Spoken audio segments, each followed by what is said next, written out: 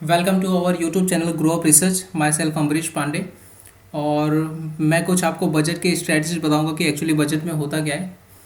Financial budget में होता ये है कि जिस भी सेक्टर्स के बारे में हमारे फिनांस मिनिस्टर बोलते हैं और उसी सेक्टर्स में मूवमेंट आती है। ज़्यादा करके लोग पूछ रहे थे कि बजट में क्या करना चाहिए, काम करना चाहिए, नहीं करना चाहिए, क्या स्ट्रेटजीज बनानी चाहिए। तो मैं तो पहले यही आपको सजेस्ट करता हूँ कि काम आपको बिल्कुल भी नहीं करना चाहिए। अब आप लोग बोलोगे क्यों भाई, काम क्यों नहीं करना चाहिए, इतना बजट आ रहा है देश का, काफ़ी सारे सेक्टर्स को ग्रोथ होने वाला है। देखिए वो सब बातें सही है, लेकिन कैसा है कि बजट के दिन काम इसलिए नहीं करना चाहिए कि वोलाटाइल बहुत ज़्यादा होती है उस दिन। एक वीक पहले से ही आप देख रहे हो कि मार्केट इतना वोलाटाइल हो रहा है बजट के लिए। उसमें एफआईआई और डीआईआईएस के मूवमेंट्स भी काफ़ी ज़्यादा है। तो उस हिसाब से क्या है कि बजट के दिन वैसे काम नहीं करना चाहिए। फिर भी आपको अगर काम करना है तो मैं कुछ स्ट्रेटजी आपको बहुत ही सिंपली बताऊंगा जो टोटली रिस्क है, लेकिन उस पर आप काम करोगे तो अनलिमिटेड प्रॉफिट भी है। लेकिन उसके पहले क्या है कि मैं आपको ये समझा दूं कि बजट के दिन काम इसलिए नहीं करना चाहिए कि वोलाटाइल बहुत होती है। आप निफ्टी यहाँ से प्रोजेक्ट कर रहे हो कि 200 पॉइंट ऊपर जाएगी, 100 पॉइंट ऊपर जाएगी, आपने बाय किया तुरंत नीचे आ जाएगी और आपका स्टॉप लॉस हो जाएगा। फिर वहाँ से आप सोच रहे हो कि निफ्टी में सेल कर दूँ, काफ़ी अच्छा है, काफ़ी अच्छा ग्रोथ मिल जाएगा, तो वो भी आप भूल में मत रहिए। जहाँ से आप शॉर्ट करेंगे वहीं से फिर बैंक निफ्टी नीचे जाने के बजाय ऊपर चली जाएगी और वहाँ भी आप लॉस कर दोगे। तो इस तरह से काफ़ी ज़्यादा वॉलेटाइल रहेगा। जो प्रोजेक्टेड रखोगे उस हिसाब से मूवमेंट नहीं आएगी। तो सिंपली क्या है कि बजट के दिन मूवमेंट क्या होता है उसकी हम बात कर लेते हैं। बजट के दिन नॉमिनली क्या होता है कि पहले तो मार्केट जो है वो गैप अप तो इतना ज़्यादा होता नहीं है। ऑलमोस्ट समझ लीजिए आप कि जहाँ तक मैंने देखा है पिछले 10 सालों में नॉर्मली फ्लैट या थोड़ा बहुत 0.5% के आजू बाजू का ऊपर ओपनिंग होता है। नेगेटिव नोट्स काफ़ी ज़्यादा कम होते हैं क्योंकि बजट्स के दिन मूवमेंट जो है मार्केट खुलने के बाद ही आनी चालू होती है। तो बजट के बारे में मैं आपको कुछ बताता हूँ कि फोकस इस बार कहाँ कहाँ है, इस बार क्या टॉपिक पे चर्चा करने वाले हैं हमारे फिनेंस मिनिस्टर। नॉर्मली जो है सुनने में आ रहा है कि इस बजट में लॉन्ग टर्म कैपिटल गेन जो है, एलटीसीजी टैक्स जो है, उसके ऊपर भी डिस्कशन हो सकता है। पीएससी यूनिट्स काफ़ी ज़्यादा अच्छा कर रहे हैं, जिसके वजह से अभी 2-3 दिनों से काफ़ी अच्छी रैली पीओसीज में देखने को मिल रही है। तो उसके लिए भी काफ़ी अच्छा कुछ गवर्नमेंट अनाउंस कर सकती है।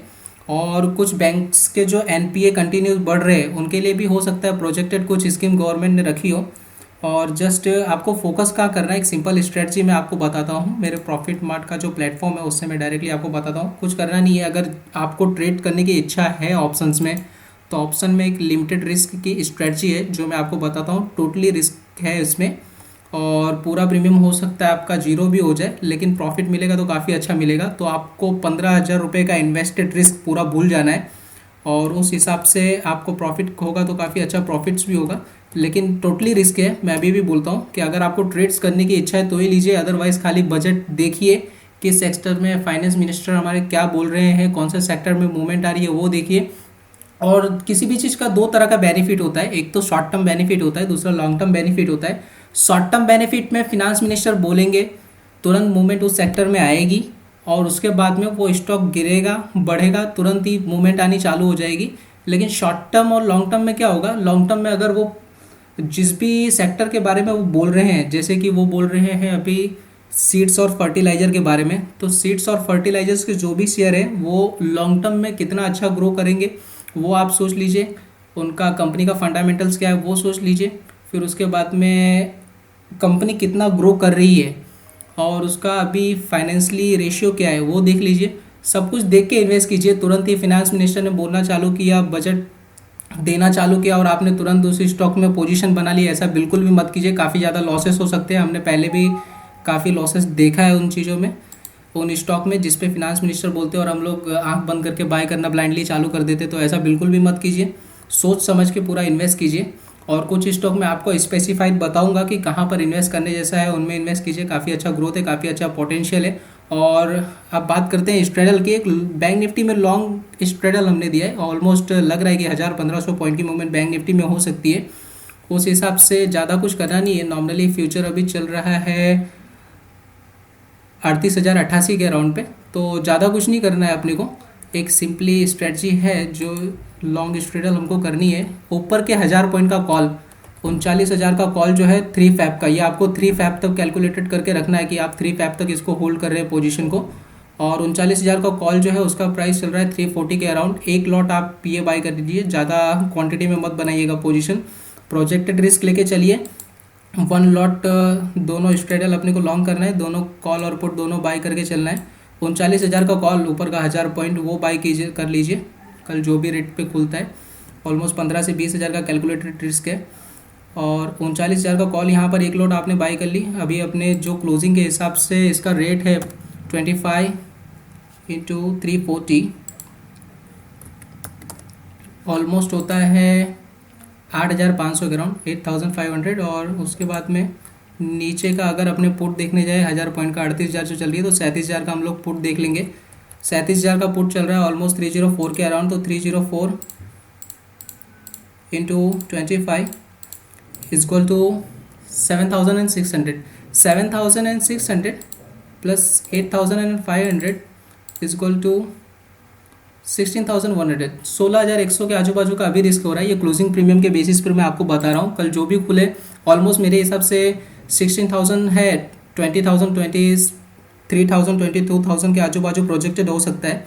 ये पूरा 22,000 टू 20,000 का रिस्क है, लेकिन ये जो प्रीमियम मैं आपको बता रहा हूँ ऑलमोस्ट 300 रुपये वाला प्रीमियम, ये 1,000-1,500 रुपये तक भी प्रोजेक्टेड हो सकता है। बट आपको टिल एक्सपायरी लॉन्ग करनी पड़ेगी ये पोजीशन। बिकॉज ऑफ क्या है, कैरी फॉरवर्ड करने के लिए मैं इसलिए बोल रहा हूँ क्योंकि बजट के बाद भी काफ़ी ज़्यादा गैप अप है, गैप डाउन ओपन होता है, जिसके बाद में भी आपको बेनिफिट्स हो सकता है। और रिस्क तो पूरा बुरा है, अगर पूरा रिस्क ले सकते हैं तो ही पोजीशन बनाए, अदरवाइज पोजीशन आपको बनानी नहीं है। खाली बजट देखना है, बजट देखिए, बजट समझिए, और बजट जितना अच्छे से समझेंगे उतना अच्छा आपको मार्केट समझ में आएगा।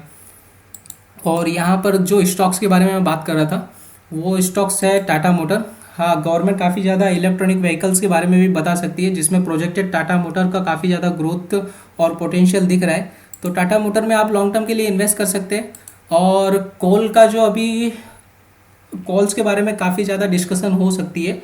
जो कॉल का ग्रोथ है, जो कॉल प्रोडक्ट्स होना चाहिए और जो बिजली उत्पादन में काफ़ी ज़्यादा काम आता है, तो कॉल की जो सप्लाई है उसके बारे में भी गवर्नमेंट काफ़ी ज़्यादा कुछ बता सकती है कि क्या है आगे चल के, क्या उनकी स्ट्रेटजीज होगी। तो पावर का जो सप्लाई है, पावर का जो प्रोडक्शन है, उसके लिए काफ़ी ज़्यादा कॉल जो हमारे पास कम पड़ रही है, जो रॉ मटेरियल कम पड़ रहा है, उसके लिए काफ़ी ज़्यादा इन लोग पावर सेक्टर जो है वो ऑलमोस्ट वाइंड या सोलर पे फोकस करेंगे। तो वाइंड और सोलर के शेयर आप पकड़ना चालू कीजिए। दूसरा जैसे कि इंडो वाइंड सोलर हो गया, और जेपी पावर हो गया, सुजलॉन एनर्जी हो गया, एनर्जी और वाइन के शेयर पकड़ना चालू कीजिए, जिससे बिजली प्रोड्यूस होती है और उसमें भी काफ़ी अच्छा ग्रोथ एंड पोटेंशियल हो सकता है। अभी पैनी स्टॉक है, लेकिन आगे चल के उसमें काफ़ी अच्छा ग्रोथ और पोटेंशियल देखने मिल सकता है। दूसरे स्टॉक की मैं बात कर रहा था टाटा पावर, ये भी काफ़ी अच्छा ग्रोथ और पोटेंशियल दिखा रहा है, तो इसको भी आप रख सकते हैं, लॉन्ग टर्म में अच्छा है और फंडामेंटली भी काफ़ी मजबूत है। तो दूसरा जो है एक्साइड इंडस्ट्रीज, बैटरी में ये शेयर भी काफ़ी अच्छा है, तो इसके बारे में ले सकते हैं। और best to best L I C एक बेस्ट बाइंग लेवल पे है अभी। बेस्ट बाइंग लेवल में इसलिए बोल रहा हूँ क्योंकि एक्सपेक्टेड मार्च तक इसका आईपीओ आ सकता है, और आईपीओ के पहले गवर्नमेंट इतना एडवर्टाइजमेंट कर देगी एलआईसी का, जिसमें काफ़ी अच्छा एलआईसी को फ़ायदा होगा और काफ़ी अच्छी ग्रोथ भी होगी। और पीएसयू काफ़ी ज़्यादा अच्छा कर रहा है कुछ दिनों से। कैनरा बैंक एक ब्रेकआउट पे ही है, उसमें भी आप इन्वेस्ट कर सकते हैं, वो भी काफ़ी अच्छा है यहाँ से। दूसरा जो पब्लिक सेक्टर यूनिट्स है, दूसरा भेल, उसमें भी आप इन्वेस्ट कर सकते हैं, काफ़ी अच्छा ग्रोथ और पोटेंशियल दिख रहा है। तीसरा शेयर हमने लिया है केमिकल एंड फर्टिलाइजर का, आरसीएफ, इसमें भी काफ़ी अच्छा ग्रोथ एंड पोटेंशियल दिख रहा है। और लास्ट जो है पीएनबी गिल्स, ये क्या है कि गवर्नमेंट सब्सिडरी का एक पीएसयू सेक्टर का शेयर है, पीएनबी की सब्सिडरीज है, जो गवर्नमेंट बॉन्ड पब्लिकेशंस गवर्नमेंट्स के जितने भी ज़्यादा होते हैं उनमें काफ़ी ज़्यादा इन्वेस्टमेंट करती है।